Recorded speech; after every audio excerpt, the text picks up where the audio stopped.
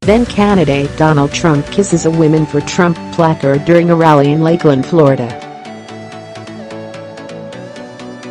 On October 12, 2016.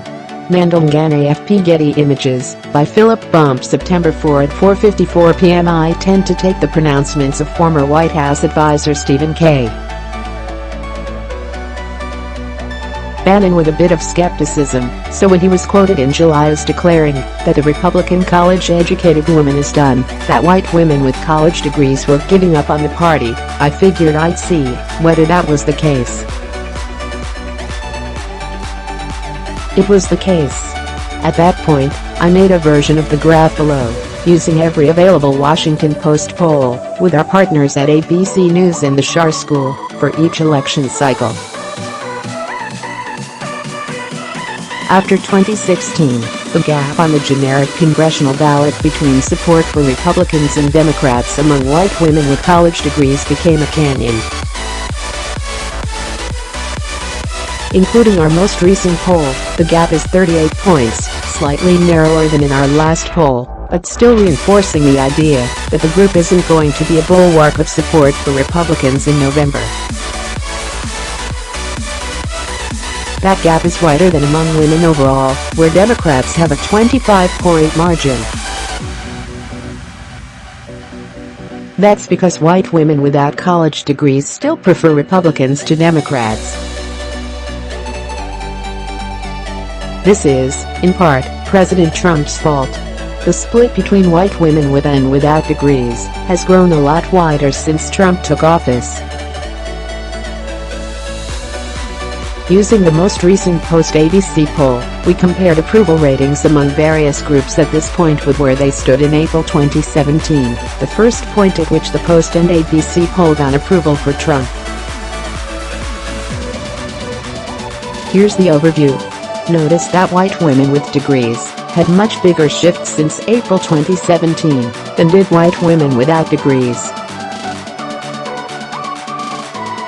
In April 2017, those without degrees were 11 points more likely to approve of Trump than those with degrees. Now the gap is 26 points, mostly a function of the sharp drop in approval among those with degrees. At the same time, the percentage of white women with college degrees who view Trump negatively has risen. But notice too, the numbers for white men without college degrees. In our most recent poll, the percentage of that group that disapproves of Trump has increased by 14 points since April 2017. This is significant because the group was one of the key factors in Trump's 2016 victory and has consistently been considered a core part of his base. Among white men without college degrees who identify as evangelical Protestants, Trump fares better. 69% approve of him, 46% of them strongly.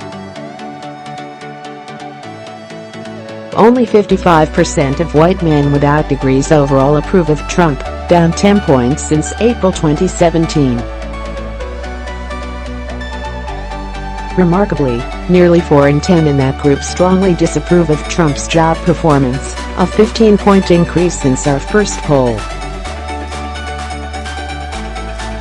This poll could be an anomaly. It continues to be the case that Trump's overall approval rating across multiple polls has been fairly static, generally hovering at or around 40%.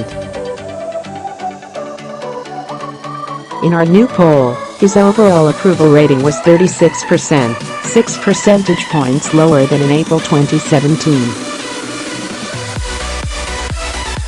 But that anomaly comes at an inconvenient time for a president who is increasingly showing signs that he's worried about the November elections. We've noted before that there's a correlation between how Republicans fare on the generic ballot and how Americans view Trump. As Trump's approval drops, the net